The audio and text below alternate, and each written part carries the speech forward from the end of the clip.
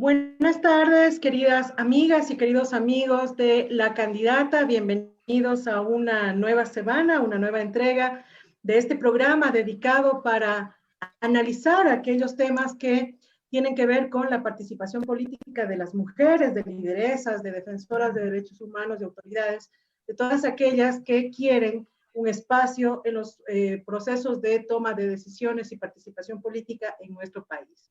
Como siempre, agradecemos a Hoja de Ruta por la transmisión y a la Fundación Derechos del Sur por abrirnos este espacio. Querida Ruth. Buenas tardes, buenas noches con todas y con todos. Bienvenidos y bienvenidas a nuestro quinto programa. Gracias por acompañarnos y estar presentes esta noche con nosotros. Nuestros invitados del día de hoy son Dila Benítez Calva. Ella es abogada, magíster en Educación y Desarrollo Social. Es maestrante en Mediación y Resolución de Conflictos de la Universidad Iberoamericana de Puerto Rico. Tiene un diplomado en Gobernabilidad y Gerencia Política de la Universidad Católica de Santiago de Guayaquil. Fue asesora en la Asamblea Nacional y directora distrital de Educación. Actualmente es directora del Centro de Mediación Armonía, además de coordinadora provincial del colectivo Mujeres Sin Fronteras y subdirectora del Movimiento Provincial Positivo, lista 63 en la provincia de Santo Domingo de los Áchilas. Bienvenida. Nuestro segundo invitado es César Araujo Parra, consultor político y estratega político digital, certificado por la Universidad de San Marcos, Lima, Perú. Es además ingeniero en finanzas, con 8 años de experiencia en el mercado financiero ecuatoriano. Ha realizado productos y servicios financieros para Ban Ecuador, Unibanco, Banco Solidario y Banco Central, entre otros. Es además cofundador de SAOS, empresa consultora en Business Analytics e inteligencia artificial aplicada a los negocios y la política. En su portafolio profesional se encuentra el rediseño del proyecto del dinero electrónico y el proyecto SUPA, Sistema Único de Pensiones Alimenticias del Consejo de la Judicatura y Ban Ecuador. Buenas noches. Paulina.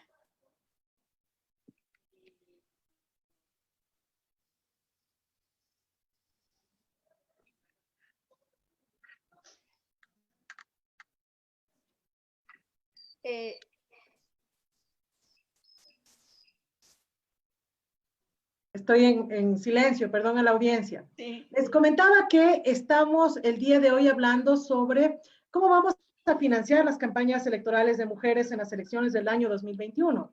Y además de eso, analizar cómo se distribuye el fondo partidario en los procesos electorales, existe o no existe desigualdad. Estos temas los vamos a conversar con nuestros panelistas, que ya los ha presentado muy bien, querida Ruth, y a quienes damos la cordial bienvenida. Y también les damos la bienvenida a quienes están enlazados y se están uniendo en vivo a la transmisión que hacemos de la candidata a través de Facebook Live de Hoja de Ruta. Comenzamos. Y queremos decirles que en 1924 la ecuatoriana Matilde Hidalgo Navarro se presentó a votar en elecciones presidenciales en ese año, aprovechando un cabo suelto, entre comillas, que existía en la Constitución de 1869 y que no dejaba o que no tenía claro que solamente los hombres podían votar. 100 años más tarde, Matilde Hidalgo Navarro va hacia la urna electoral, se presenta, dice que en la Constitución dice ecuatorianos, no dice solamente varones, hacen una consulta al Consejo Electoral de la época y le dan la razón, convirtiéndose ella en la primera mujer en América Latina en ejercer su derecho al voto en nuestro país, en Ecuador.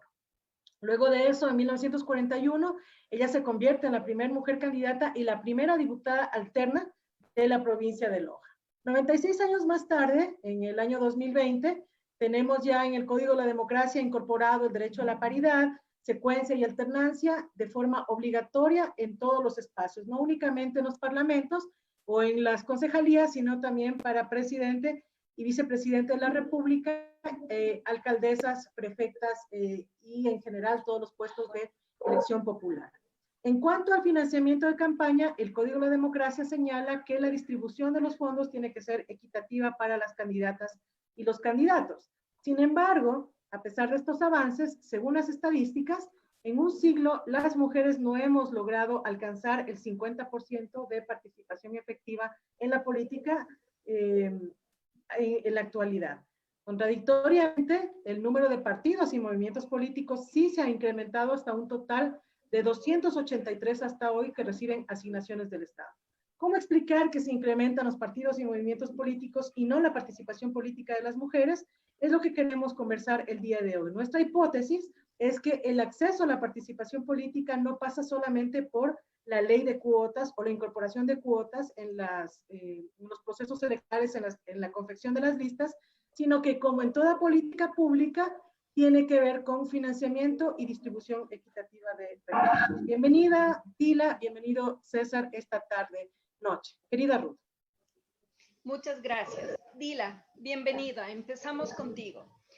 Desde tu experiencia como candidata, ¿cuáles son los gastos en los que incurre una mujer política al realizar una campaña electoral? ¿Acaso son los mismos gastos que realizan los hombres candidatos o existen gastos adicionales? Quiero saludar a Ruth, muchísimas gracias, Paulina, César, quienes estamos en este momento en este panel. Muchísimas gracias por la invitación. Qué importante que es hablar de las mujeres en el accionar político. Si bien es cierto, Paulina ha hecho una remembranza de todo el tema con Matilde Hidalgo desde 1991, pero ¿cómo está este tema de la participación de la mujer en el tema político? Recordemos que en el 2017 ocupábamos el puesto número 11, después de Bolivia, del número de asambleístas mujeres en el Ecuador, que fue un 41.6. En el 2020, en cambio, ocupamos el puesto 27 a nivel mundial. Quiere decir que 54 eran mujeres, es decir, el 39.4 del total, seguidos por Bolivia, tercero de Sudamérica, de Bolivia, luego Argentina. Todo esto nos da una idea bastante clara de la participación de la mujer en este momento. Hablábamos de cuáles son los gastos, cuál es la participación económica que la mujer, en qué incurre una mujer al ser candidata. Yo quisiera comentarles a ustedes que no es desconocido que la mujer cumplimos varios roles. Rol de madre, esposa, empleada, funcionaria, cumplimos el rol también de activista en la sociedad. Todos estos cargos que ocupamos sí nos denota no solamente el tema económico, sino también, no quisiera hablar de desgaste, pero sí quisiera hablar de un accionar bastante profundo. Nosotros las mujeres sí pensamos más dinero que los hombres en un tema de una campaña política. ¿Por qué? Porque tenemos varios roles que cumplir. Y estos roles, sin desmerecer la actividad que realiza un hombre, pero estos roles nos hacen que nosotros, por ejemplo, si soy candidata, necesito dejar con alguien a mi hijo, tengo que saber que tengo que tener un fondo para que mi hijo esté cuidado, porque el tema de ser candidata, primero, que me nominen. Segundo, que ya esté nominada, que pase al siguiente peldaño, ¿no? Que me conozcan, que ya lidere este proceso. Y luego, si soy autoridad, igual. Entonces, cada uno de estos pasos sí te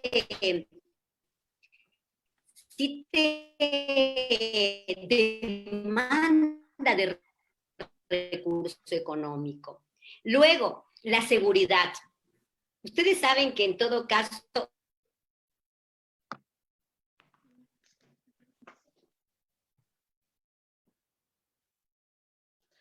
Me parece que se nos fue un momentito, Dila, algún problema con su conexión. Hasta que Dila se reconecte, César, yo quería consultarte a ti.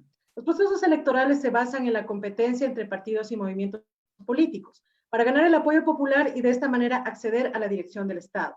¿Qué tan importante en esa línea es el financiamiento para esta competencia entre partidos y candidatas? Primero, Paulina, buenas noches, buenas tardes, igual A Ruth, muchas gracias por el espacio para conversar de estos temas que son muy importantes en la política ecuatoriana. Partiendo que para mí la campaña electoral es un proceso técnico, producto de un constante análisis, uso de herramientas y debe estar dirigido por un equipo multidisciplinario, liderado por un consultor político. El financiamiento es la piedra angular en toda campaña. Hoy en día sabemos que el dinero es el prerequisito para competir. Todos sabemos que participar en una elección cuesta dinero y las campañas electorales cada vez son más costosas. Por tal motivo hay que contar con fondos para establecer una oficina de campaña, contratar personal, transmitir el mensaje y hacer que el candidato llegue a sus electores, que es lo más importante. Sin embargo, en el caso específico de las mujeres, podemos observar que cuentan con recursos limitados. Las democracias modernas enfrentan una contradicción. En teoría, los sistemas políticos buscan equidad y paridad de género. Sin embargo, se sabe claramente que no existe equidad en la distribución de los presupuestos. El presupuesto de la campaña debe estar supeditado a la estrategia de la campaña, es decir, cuánto necesito para realizar lo planificado y ganar la elección, y no lo contrario, cuánto tengo y qué puedo hacer con esto. Uno de los principales signos de una mala planificación o falta de la misma es la ausencia del presupuesto de la campaña. Las primeras acciones que se debe llevar a cabo en la planificación es la búsqueda del financiamiento para poder planificar el presupuesto. Mientras más definido tengamos el presupuesto, más fácil será para el gerente de campaña evaluarlo, corregirlo y controlarlo. Las evaluaciones periódicas del presupuesto y del financiamiento es una parte muy importante porque nos permiten hacer correcciones de manera que si nos vemos obligados a reducir los gastos, que podemos identificarlos de manera rápida y eficaz para saber cuáles actividades podemos reducirlas o eliminarlas y cuáles no. En el tema del financiamiento es exactamente como diría Napoleón respecto a cómo ganar las guerras, con dinero y con dinero. También se puede decir esto que apunta a los proyectos electorales. No es lo más importante, pero sí es una pieza angular para la planificación de las campañas. Muchísimas gracias, César. Tenemos ya a Dila de retorno. Hubo un problema técnico, pero ya está de regreso. Nos estabas contando, Dila, que hay algunos gastos en los que se incurre y César nos ha hecho un acercamiento ya sobre la importancia del financiamiento de las campañas electorales. Nos ha dicho que ha mencionado a Napoleón y indica que él para ganar sus guerras, recordemos que Napoleón fue emperador por muchísimo tiempo de Francia y quiso serlo del mundo, y para ganar sus batallas hablaba de financiamiento, y lo mismo pasa con las campañas electorales. Pero ¿cuáles son esos gastos dileros que se incurre cuando una mujer es candidata? Estás con el silencio, estás con el micrófono. Disculpa. Habíamos hablado que el primer gasto en el que incurre la mujer pues, es en el tema personal de sostenimiento de su hogar. Definitivamente. La mujer, si pasamos a ser candidatas, no olvidamos todo lo que traemos con nosotros, ¿no? Que es nuestra familia, que es la manutención, y mucho más fuerte cuando somos jefas de hogar. O sea que el tema se nos hace mucho más grande, el tema económico. También el tema de seguridad. Una candidata o una persona que quiere incursionar en esta área hermosa que es la política de servicio, ¿no? Tiene que fijarse en el tema también de la seguridad, tanto hombres como mujeres, pero las mujeres también necesitamos. El tema de transportarnos de un lugar a otro, el tema, le escuché a César algo, el tema también de formar ya su frente de campaña, porque si bien es cierto, habrá gente que nos conoce, pero la población necesita tenernos y conocernos, y para conocernos, pues, anteriormente a esta época, ¿qué hacíamos? Visitábamos cada uno de los lugares, recorríamos, dábamos la mano, teníamos el contacto mucho más cercano con la ciudadanía. Entonces, sí, los gastos en los que incurre la persona, la mujer, en este caso, la mujer específicamente, son mucho más elevados que los hombres, que los gastos que ellos tienen en un tema. Por ejemplo, otra cosa que también se me viene en este momento, el tema de los... el tema de las alianzas o de los contactos. Probablemente para los hombres sea un poco más fácil si el hombre está en el poder. Y generalmente el hombre está siempre en el poder. Para ellos es más fácil porque estando en el poder, pues se vislumbra de mejor manera su accionar es mucho más fortalecido con lo que hace. En cambio, si las mujeres no estamos en el poder, pues se nos dificultará en esta cuestión si nosotros queremos ser candidatas. Dila, un poco en este contexto, pero también no influye la presión social a la que la mujer candidata y la mujer está expuesta. No es solo el cuidado de la casa ni como jefa de hogar, sino también es la apariencia, es la presión social. Tú no puedes ir o despeinada o sin maquillaje a un lugar porque ya eres objeto de críticas, de manipulación, inclusive muchas veces de las mismas mujeres, ¿no? ¿Cómo solucionar eso con una mujer candidata? Eso también es una presión al momento del financiamiento y tienes que tener unos recursos específicos y especiales para eso. Correcto. El tema de la presencia, de la presentación de la mujer, pues definitivamente las mujeres hermosas todas, pero en estos espacios la sociedad nos exige mayor presentación. La sociedad nos exige mayor gasto en el tema de apariencia. La sociedad nos exige más gastos en el tema de que sí, de que siempre tienes que estar pues al día probablemente, ¿no? De pronto. Y aquí yo hablaría de un tema que de pronto fue Ruth que topó en último momento. Me gustaría hablar mucho del tema de la sororidad. Cómo la mujer candidata aspira a que las otras mujeres candidatas tengamos ese sentimiento de sororidad o esperamos que las mujeres que estamos fuera del espacio de ser candidatas, pues entre mujeres nos elevemos, nos ayudemos, nos fortalezcamos y probablemente en algunos espacios no encontramos, pero también es un gasto que hay que anotar muy importante en las campañas políticas que no solamente empiezan cuando estás dando tus primeros pasos, sino que en todo el tiempo el tema económico en este aspecto. Paulina. Gracias, Dila. Yo estaba escuchando con muchísima atención y es verdad, ¿no? Uno, lo que decía Rudy y Dila es cierto, tienes que ir a la peluquería, son $10 por peinado, tienes que comprarte un vestido y me acuerdo, vi un documental que se llama La conquista del Congreso de Alexandria Ocasio-Cortez, a quien admiro enormemente, y ella contaba esto, ¿no? La crítica que le hacían a ella, que es una mujer de clase trabajadora, que viene del Bronx, que era mesera, maestra, evidentemente no tenía los recursos para comprarse ropa cara, como suelen acostumbrarse en el Congreso de los Estados Unidos, y era cuestionada por su calidad como política, pasaba por un cuestionamiento de la ropa que usaba, de que se ponían los mismos vestidos, de que no eran acordes al honor de su cargo. Es decir, que efectivamente esos detalles que parecen tan insignificantes pesan muchísimo a la hora de la definición, e inclusive los temas de la confianza del electorado, la ropa, la imagen, la forma en que te presentas. Lo otro también, ¿no? Toda la cuestión relacionada con el cuidado de los hijos, de la familia, de los padres, de la mamá, del papá, que también dependen muchísimo de las mujeres.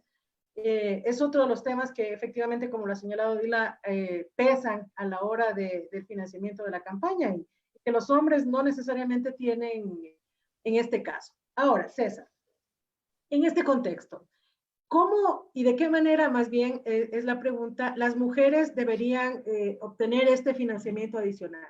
¿Es fácil? ¿Es difícil? ¿Qué deberían hacer las mujeres para tener este financiamiento? El tema del financiamiento para la mujer y en general, sabemos que el financiamiento para la promoción de las candidaturas cuenta con fuentes de financiamiento propias, que le pone un límite de gasto del CNE y con el Fondo de Promoción Electoral. El financiamiento privado es el que se recibe de los militantes de cada movimiento o partido político, donaciones de personas naturales o de personas jurídicas. Teniendo en cuenta las limitaciones históricas que estábamos conversando, que han sufrido las mujeres para obtener este tipo de financiamiento en las campañas, las candidatas se ven en la necesidad de forjar nuevos vínculos o incluso crear nuevas redes, tal como ha sucedido con el modelo de Emily List, el cual es mucho más que un concepto de recaudación política de fondos a través de una red de donantes, sino que también han trabajado para ayudarles a realizar las estrategias de comunicación, las estrategias políticas, el tema de media training, entre otros aspectos. Es toda una consultora con un equipo totalmente transversal que trabaja con las candidatas para ayudarles a llegar a conquistar el poder. Esto es lo que también deberíamos trabajar y se debería realizar con las mujeres. Empezar, como decían, el tema de los costos adicionales. Tienen un costo de la preparación, un tema de oratorio, un tema de media training, pero tienen que empezar a trabajar antes del tema de lanzarse como candidatas y empezar la campaña electoral. En este tipo de agrupaciones y en este tipo de nuevas redes se puede empezar a trabajar, con lo cual podemos adquirir nuevos fondos y a su vez poder bajar un poco en el momento de la campaña el presupuesto.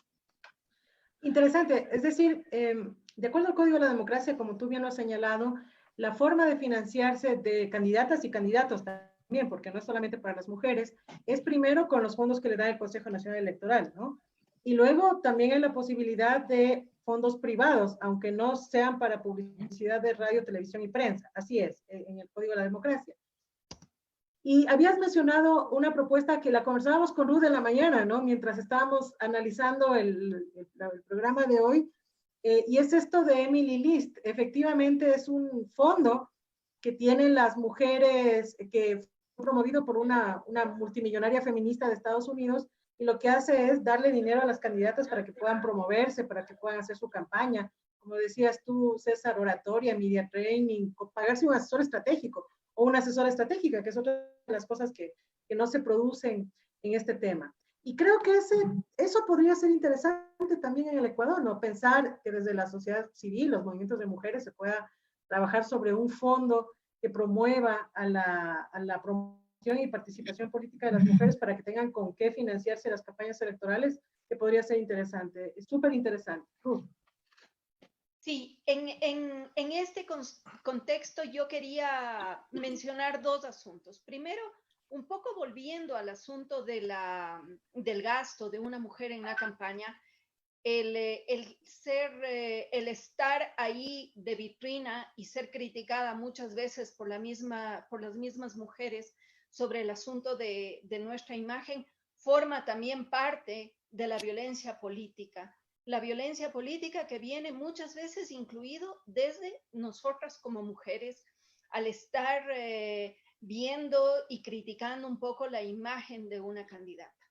Con respecto a esto del financiamiento, Dila, las campañas para llegar a la asamblea, para llegar a los consejos provinciales, a los consejos sectoriales, cuesta alrededor de $100,000, y hablar de una campaña para la presidencia de la República está sobre el millón a los $5 millones. ¿Es esto así? ¿Cómo podemos las mujeres acceder a esos montos financieros y cómo podemos acceder a esos recursos para poder hacer una campaña normal y acceder a una candidatura a un cargo de elección popular? Escuché a César y me parece súper interesante porque también he leído el caso de Emily List. Esta mujer millonaria, acaudalada, que de pronto trabajó o donó parte de su dinero a impulsar habilidades y destrezas en mujeres para lograr que ellas sean candidatas para distintas dignidades. Este es un ejemplo, pero a mí me interesa también, antes de responder, me interesa mucho el caso de El Salvador. Yo leí el caso de El Salvador, en donde el Frente Forabundo Martí para la Liberación Nacional, que es un frente político, es un partido político, dice que ellos entregaron dinero al Ministerio de la Mujer, entregan dinero al Ministerio de la Mujer, para que allí las mujeres, todo bien organizado, sea la entidad que regente la preparación de lideresas en este caso. Eso no hay en Ecuador, eso no se ve en nuestro país. Y probablemente hayan experiencias mucho más interesantes en otros países, pero me llamó mucho la atención hoy en día este tema de El Salvador y de Estados Unidos de Emily Lis. ¿Qué pasa en Ecuador con una cantidad, lo que habla Ruth, que para ser asambleísta o para ser presidente se necesita una cantidad, déjenme decirles, desorbitante? ¿Sí? Una cantidad que ni en los sueños tenemos de que de pronto podríamos conseguir algo. Pero yo, más allá de hablar del tema económico, yo quiero decirles que hoy vivimos un nuevo momento. Hoy, con todo lo que ha venido pasando con el tema del COVID, ya nada será igual. Si antes gastábamos, que caminábamos, que teníamos que hacer las grandes concentraciones, las reuniones masivas, hoy, simplemente, si hoy fueran las elecciones, podríamos, como estamos en el semáforo amarillo en Santo Domingo, podríamos solamente reunirnos, máximo nos permiten 25 personas, no más. Pero en este momento, tomando en cuenta que la situación es tal, probablemente nosotros no tengamos en algún momento que tener tanto dinero para ocupar en este tema de campaña, pero sí, al ser una situación totalmente diferente, necesitamos de las redes, necesitamos de la comunicación más de televisión, de la prensa también online, necesitamos de muchos de estos procesos telemáticos para poder llegar a la ciudadanía. Tomando en cuenta que el Consejo Electoral nos ha comentado a todas las organizaciones sociales que es muy probable que en 3 días realicemos las elecciones. Nos tomemos 3 días para realizar las elecciones en forma personal. Entonces, quiero decirles a ustedes que nosotros, cada uno de los movimientos, primeramente tiene que concientizar, valorar a sus mujeres. ¿Cuántas mujeres hay que de pronto tienen el perfil para ser candidatas? Que sí es cierto que nos detiene el tema económico, que sí es cierto que lo vemos al tema económico solamente cuando lo que la ley permite y les dan a los partidos políticos, que tampoco es pues unas cantidades grandes, muchísimo, que solamente es para tal cosa pautar en medios de comunicación. Todos los partidos políticos deben tener la responsabilidad. Hablo a título personal. Positivo lo hace. El movimiento Positivo lo hace.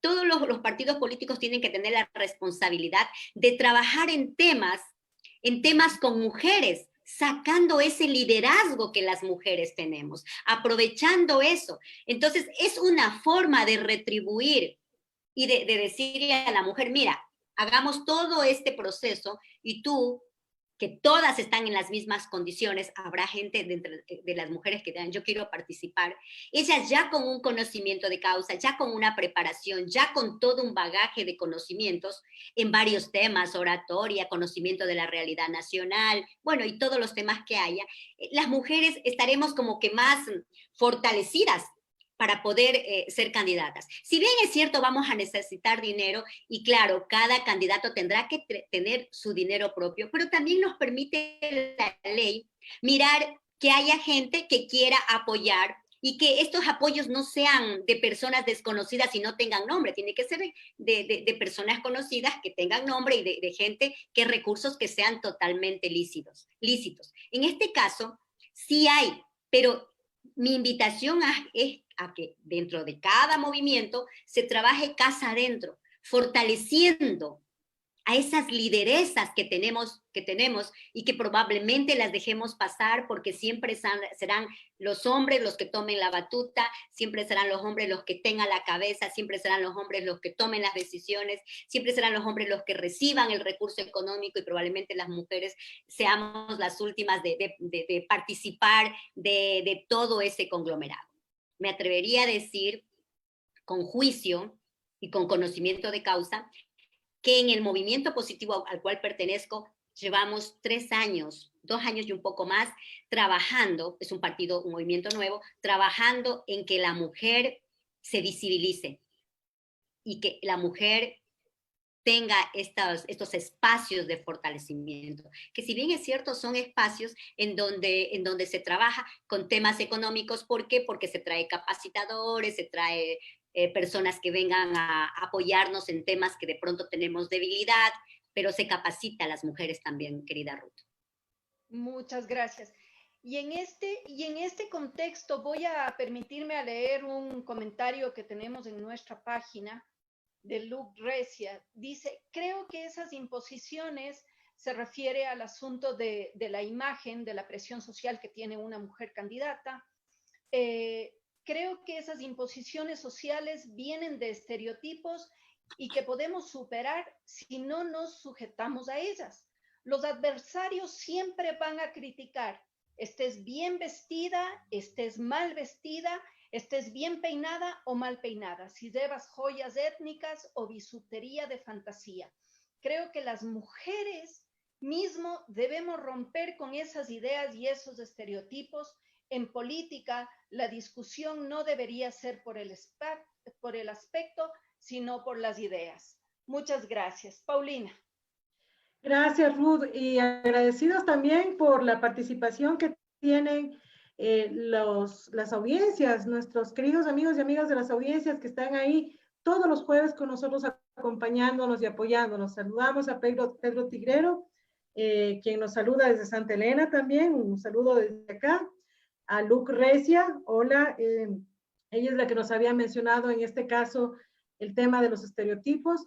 Y también a nuestro querido amigo Jorge Luis Ramos, que estuvo con nosotros en el programa anterior y que también está pendiente de la candidata y el tema de financiamiento de campaña. Hizo un comentario, de hecho, él en la mañana con respecto al tema. Siempre bienvenido. Muchísimas gracias, Jorge Luis, también por estar con nosotros aquí presente. Seguimos con César Araujo. Querido César, en la misma línea que plantea Dila, que ha hecho un análisis bastante interesante del rol de los partidos también y movimientos políticos en la promoción y la visibilización de las mujeres como candidatas. Y en lo que ella decía, si las elecciones fueran hoy, yo me puse a pensar, en efecto, si las elecciones fueran hoy, ¿quiénes serían nuevamente los asambleístas, presidente, vicepresidente? Y probablemente sean los más conocidos, que son los hombres, porque las mujeres no siempre son conocidas o no son valoradas como cuadros políticos para candidaturas. Esa es la realidad.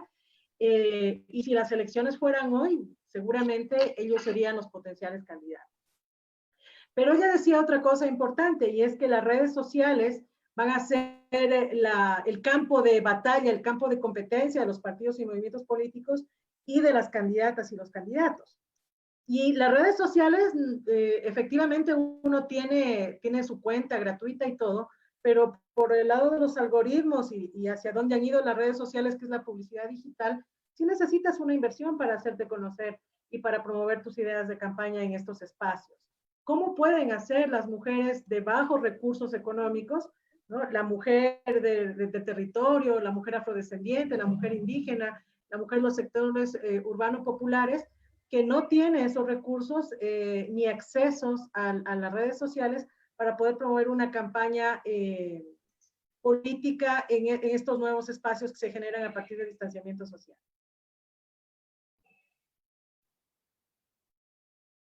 Sí, comenzando de que una campaña política digital es mucho más económico que una campaña tradicional, y considerando los presupuestos limitados y las circunstancias en las que nos encontramos, y que comentaba Dilda, que no hay cómo hacer un tema de agrupaciones, veo que es el momento de poner énfasis en la analítica de datos en el tema de redes sociales.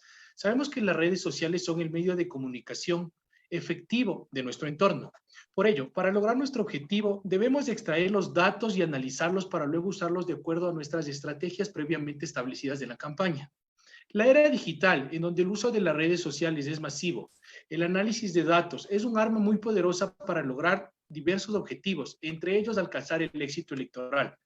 Hoy en día es necesario segmentar los nichos de nuestros potenciales clientes y encapsular estos mensajes en formatos que circulen a través del canal indicado, ya sea por redes sociales, tweets, videos, imágenes, correos electrónicos, mensajes de texto, memes, llamadas telefónicas o medios tradicionales, pero debemos ocupar el canal adecuado que nos haga llegar y tener cercanía con nuestros electores. César, pero ¿tú crees que la publicidad actualmente nos permite... César, Sí. todo eso implica una inversión, ¿no? ¿Cómo hacen las mujeres que no tienen ese dinero, las mujeres de las zonas populares, para poder enfrentar una campaña digital? Es decir, mínimo son $2 para llegar a 7,000 personas, son $20 para llegar en 3 días a unas 15,000 o 20,000 personas, que no me alcanza tampoco eso para lograr una votación y alcanzar una curul. ¿Qué hacer? ¿Es suficiente con manejar analítica de datos, con tener una fanpage de Facebook? ¿O qué necesitan? ¿Cómo hacen las mujeres que no tienen condiciones económicas para enfrentar una estrategia digital? La analítica de datos no solo te dice cómo trabajar en redes sociales, sino es analizar el electorado. Se puede hacer un análisis desde cada segmento de cada población, en cada lugar que se encuentran las personas, ver dónde está el electorado, saber cómo llegar en estructuras en las cuales ver cómo llegar al electorado, saber cuáles son las cabezas. Sabemos que lo más importante es llevar este tema político al hogar. Entonces aquí es saber qué decir, cómo decir y en el momento adecuado que decir. Eso es lo más importante. No necesariamente tener Facebook, estar en Facebook, tener un tema de campañas. Lo importante es llegar con el mensaje adecuado a las personas adecuadas, que son nuestros electores. ¿Cuánto le costaría a una mujer candidata a eso, por ejemplo?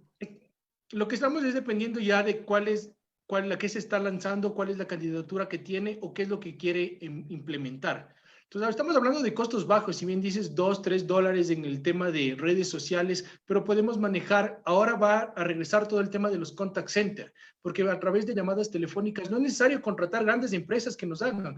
Podemos trabajar nosotros con nuestro equipo de trabajo, tener cuáles son las personas de nuestras poblaciones y empezar a llamar, a dar nuestros mensajes, a decir de qué se trata la campaña. Y ahora en la actualidad de lo que estamos viviendo, van a tener mucho más énfasis este tipo de mensajes de campaña, porque la población no va a ser bien vista a las grandes campañas, grandes gastos de dinero que van a hacer en las campañas, en regalar temas promocionales, porque sabemos cuál es la situación económica del país. Entonces eso puede ser muy contraproducente para los grandes candidatos que van a ocupar las mismas estrategias tradicionales. En eso hay que tener cuidado. Creo que es el momento que podemos llegar a los electores de una manera adecuada y con un mensaje claro. Interesante. Ruth.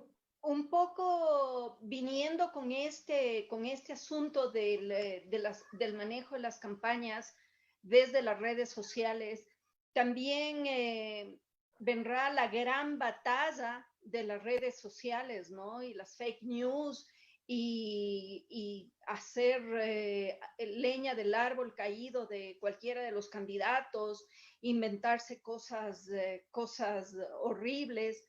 Entonces yo tampoco creo que va a ser una campaña muy saludable como no ha sido las últimas campañas.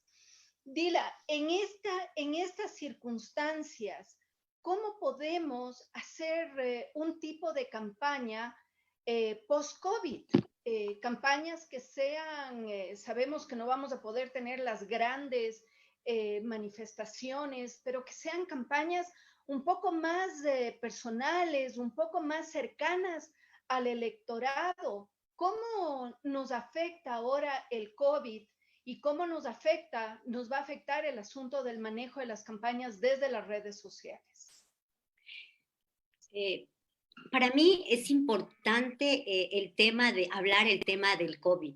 Es súper importante, porque nos ha dejado secuelas, nos ha dejado que ya no contamos con el vecino, con el tío, con el abuelito, con el familiar cercano. O sea, estamos viviendo una época diferente, pero es importante el tema de la resiliencia. Miren, las mujeres somos muy resilientes. Las mujeres somos como el ave fénix. El ser humano es como el ave fénix, pero las mujeres como que le damos ese toque especial para salir de todos los problemas y salimos como airosas, salimos con más sueños, con más metas. Si no, mírense ustedes dos. Después de haber estado probablemente 2 o 3 meses confinados, como todo el mundo, ustedes decidieron crear este espacio. ¿Cuánto me cuesta este espacio a mí? no me cuesta nada, más bien agradecida por la invitación, porque con este espacio llegamos a muchísima gente, llegamos con este espacio a muchas personas. ¿Qué es de todo esto que hay que tomar? Que el tema del COVID está, no se va a ir mañana, se tiene que ir en algún momento, pero yo tengo que sacar la fortaleza de esta situación. Y esa fortaleza se llama resiliencia, en la cual todos tenemos que sacar, de pronto no hay como cosas muy positivas, pero sí tenemos que sacar eso y lograr avanzar. Ya no será lo mismo, no va a ser lo mismo la campaña que viene. Sí, puede ser muy agresiva, porque quien te escribe en una red y no da su nombre verdadero, puede ser un troll, te puede decir hasta de lo que te puedes morir mañana. Y si tú como candidata no estás preparada anímica, emocionalmente, tú puedes creer que mañana ya es tu muerte, por lo que te han dicho, por lo que han inventado. Porque qué importante que es que alguien te escriba un mensaje y te diga, vea, me parece que yo estoy de acuerdo con usted, pero le falta esto, adjúntelo, tómelo en cuenta. Eso es haber vivido la etapa del COVID y haber salido ya a otro nivel. Ya no, nunca más, y eso no es unas palabras tomadas de cualquier espacio, son propias, nunca más volverá a ser lo que éramos en febrero, marzo, los 10 primeros días de febrero. Todo ha cambiado y todo seguirá cambiando. Pero lo que no tiene, lo que no tiene que cambiar, lo que tiene que permanecer es la esencia del ser humano. Es el ser humano el que tiene que mantenerse, el que tiene que seguir fortalecido y fortaleciendo. Yo por eso les hablaba de la sororidad, porque somos las mujeres las que nos enganchamos y nos apoyamos. La crítica de una mujer, cuando es positiva, te enaltece. Cuando es negativa, pues sí, tú te preguntas, pero ¿y por qué me lo dice? O sea, ¿será que es mujer o será hombre? Pero como a veces se utilizan nombres falsos. Las redes sociales van a estar full, porque no tenemos otro camino los candidatos. No vemos otro camino. Tenemos solamente que reunirnos con 25 personas, las 25 personas ahora, mañana otras 25, pero déjenme decirles que todo el mundo tenemos miedo a ser contagiados. Mismo los que ya fuimos contagiados, porque esto es una etapa que se puede volver luego. O sea, no, nadie nos ha dicho, a ti te pasó y ya no te contagiarás. No, no está dicho eso.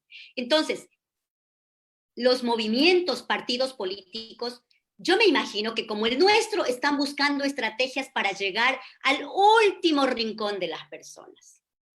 A la última persona que de pronto no se me ha ocurrido, de pronto porque vive muy lejos, llegar a ella y darle a conocer quién soy yo. Es verdad que funciona, es verdad que es bueno que te conozcan por algún motivo, pero no nos van a conocer el 100% probablemente. Pero sí también es importante estos espacios donde la gente sepa quién es, quién eres, hacia dónde vas. Y espacios como estos me imagino que se seguirán abriendo y esa será una de las fortalezas después del COVID. Entonces, tendremos mucha violencia si cada uno de los que estamos aquí observando no paramos esto. Habrá mucha violencia porque la paz se consigue con el trabajo diario de cada uno. Se consigue con el trabajo diario de cada uno. Y la violencia también es un accionar de cada uno. Entonces, lo positivo, yo soy mediadora, es que todo el mundo piense que los conflictos van a estar allí. Pero una forma de solucionar los conflictos es saber que el conflicto existe. Por eso es la preparación de todas las mujeres, que deberíamos prepararnos todas, porque todas somos posibles candidatas. Claro, nosotros somos orgánicos y nosotros dependemos de un movimiento y el movimiento nos dirá, usted sí, vaya, usted puede esperar la próxima, es un análisis no de una persona, sino de un equipo, entonces nosotros somos orgánicos. Entonces, pero todas las mujeres tenemos esa fortaleza de ser, ¿por qué? Porque las mujeres somos quienes probablemente ponemos ese punto que está faltando en esa I. Probablemente somos las primeras en darnos cuenta de algún detalle. ¿Que tenemos que luchar contra las redes nuevamente, Ruth? Sí, muy fuerte. El tema de las redes nos va a dar bastante que hacer pero yo les digo, quienes estamos preparadas, seguimos una capacitación en donde estos temas nos van a mover, pero no nos van a tumbar, entonces ya hemos ganado la primera batalla de pensar que no todo el mundo puede pensar como yo pienso y que no todo el mundo puede estar de acuerdo con lo que yo digo. Pero si yo estoy convencida y mi camino y mi hoja ruta está clara, porque me conozco y porque conocen del valor, del accionar, yo creo que tengo ya mitad de batalla o mitad de camino recorrido. Pero, Dila, esto post-COVID, una campaña electoral post-COVID, no es un jalón de orejas a todos los partidos políticos de olvidarse de pensar únicamente en el momento electoral, superar eso y empezar verdaderamente a hacer una actividad permanente de construcción social, de espacios democráticos, de integración, porque la mayoría de los partidos y de los movimientos políticos únicamente aparecen en los momentos de elecciones. Entonces, ¿no es esto una forma de llamar la atención y decir, superemos ya el espacio de las redes, dejemos de tener tantas malas prácticas violentas en las redes, y ahora sí empecemos a trabajar por otras cosas, por una construcción social, por una estructura social, de participación social más democrática? Totalmente de acuerdo, Ruth, has dicho las palabras adecuadas. Esto no es de ahora, esto debió haber sido desde hace mucho tiempo el trabajo en territorio. Hay cosas que se nos quedaron, ¿no? Y ahora con el tema del COVID nos damos cuenta. Ese abrazo que nunca lo di, esa reunión que nunca hice, esa ayuda que pude haberlo hecho, eso. Hay muchas cosas que se nos han quedado en el camino, Ruth. Sí, pero retroceder no es solucionar. Retroceder es más bien pensar en lo que pudo, más bien nos invita a reflexionar. Y esto que está pasando invitará a todos los partidos políticos a pensar que tu trabajo no es de 2 meses antes, y ahora como todo está tan convulsionado, imagínense que en agosto ya tienen que estar los precandidatos y en septiembre ya tienen que estar los candidatos. Las primarias es en agosto, no me recuerdo si hasta el 9 de agosto dan oportunidad, y ya viene luego en septiembre ya los candidatos. Esto es tan rápido todo que sí te invita a reflexionar que tú tienes que hacer camino. Tú tienes que dejar huella, que tienes que trabajar antes de mucho tiempo. Y las mujeres, por lo general, todas las mujeres siempre andamos caminando y dejando huellas, pasos firmes, pero claro, en el tema político hay que seguir trabajando y seguir sirviendo, porque la política no es otra cosa que servir. Y en eso de pronto hay muchas mujeres que lo hacen día a día, o lo hacemos día a día, sin esperar que sea un día, 2 meses antes de la campaña. Entonces sí, con toda la razón, es una lección, es un jalón de orejas para decirnos, no esperen 2 meses antes y aparezcan. Comiencen a trabajar todo el tiempo para atrás, porque esto no es de un día, esto es de una vida. Y sí, estoy totalmente de acuerdo, y bienvenida a la reflexión, querida Ruth. Gracias. Paulina. Gracias, Dila. En la última parte, de todas formas, para trabajar los 3 años antes una campaña, si tú quieres ser una autoridad, necesitas recursos económicos. Y creo que por ese lado son importantes también la construcción de redes de contactos, la construcción de amigos, de amigas que quieran apoyar, que quieran aportar, pero también el asunto de construir comunidad.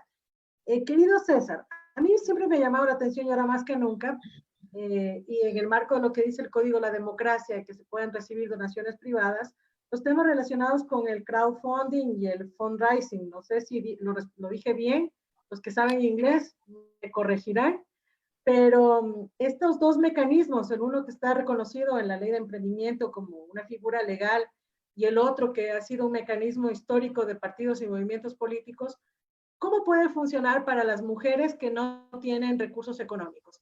La primera. Y la segunda, a partir de ese proceso, ¿crees que están a tiempo las mujeres que quieren participar en las primarias de agosto y en las elecciones de febrero del 2021 de empujar estas formas alternativas de financiamiento? Me parece que sí están en tiempo y son mecanismos adecuados, son mecanismos que han funcionado y que están funcionando. Pienso que lo importante es asesorarse un poco en estos temas para buscar las mejores personas que nos ayuden a tener ese tipo de financiamiento. Del otro tema que estábamos conversando y viendo, yo creo que es importante que los candidatos sepan dónde están sus electores y estar ahí presente. No importa si sea redes sociales, si sea en partes físicas. Y veamos temas de comunicación. Tenemos, por ejemplo, temas como el WhatsApp. Podemos hacer, ahora si no podemos reunirnos, podemos hacer grupos de WhatsApp. Podemos hacer reuniones por Zoom. El tema es llevar nuestro mensaje. Entonces son herramientas de bajo costo, pero si el mensaje está claro, yo creo que es el momento ideal para que todas las personas que tuvieran una limitación de fondos o de presupuestos en campañas lleguen con el mensaje correcto y puedan llegar al éxito. Creo que es el momento adecuado. Claro, en temas de publicidad, pero en temas de lo que decía Dylan en un inicio, que pasa por pagarle una niñera a los hijos, resolver cómo se gana las jefas de hogar que quieren ser políticas, por ejemplo, cómo resuelven el tema de el pago de educación, de alimentación, de salud, que son cosas que los hombres no piensan cuando se van de campaña, ¿no? Cuando se van de campaña le encargan a la esposa, a los hijos y las hijas y regresan extenuados y cansados al final del día. Pero efectivamente existen mecanismos, ¿no? Creo que el crowdfunding, el fundraising, estas formas alternativas de relacionamiento podrían ser interesantes a la hora de funcionar. ¿Crees tú que hace falta un poco de formación en temas de financiamiento alternativo? Porque hemos estado acostumbrados mucho al fondo partidario y a que el candidato o la candidata ponga de su bolsillo la plata. Y hace rato Ruth lo decía, para una asamblea se dice que se necesitan $100,000. Es muy difícil conseguir eso. ¿Qué hace falta? ¿Qué tienen que hacer las mujeres para conseguir eso? Creo que lo que hace falta es un tema de difusión, un tema de empezar a buscar y un tema de conocimiento.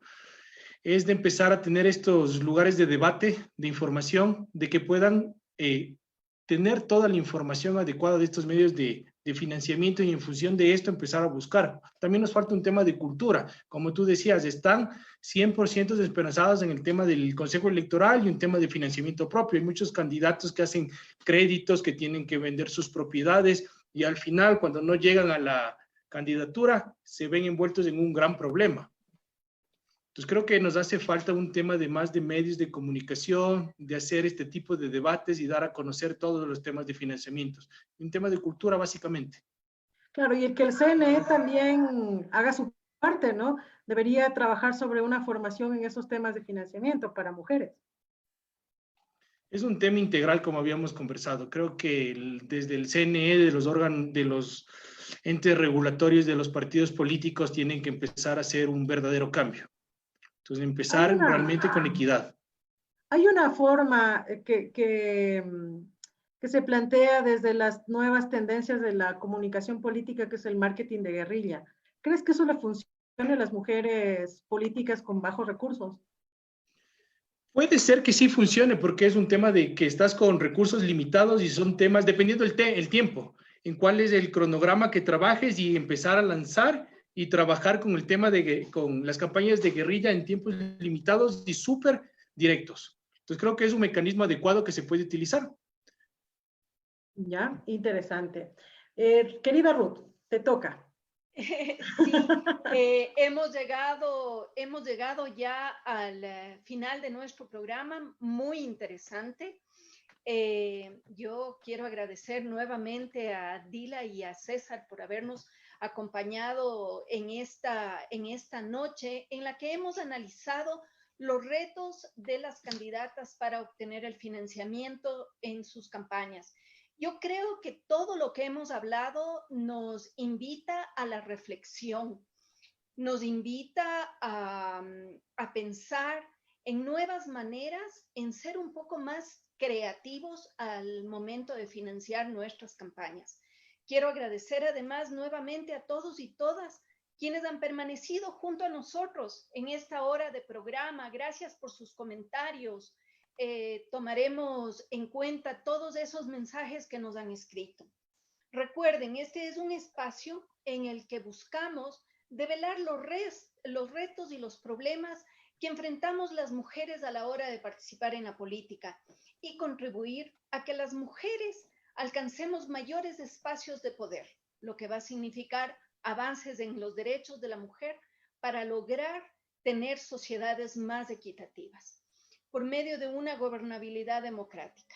Quiero invitarles nuevamente a que nos acompañen el próximo jueves a las 18 horas, por aquí, por Hoja de Ruta, con un nuevo tema. Muchas gracias y buenas noches. Gracias. Gracias también a nuestros panelistas. Un gusto Gracias, haberlos tenido buenas acá. noches. Un abrazo. Muchas gracias, buenas noches con todos. Gracias.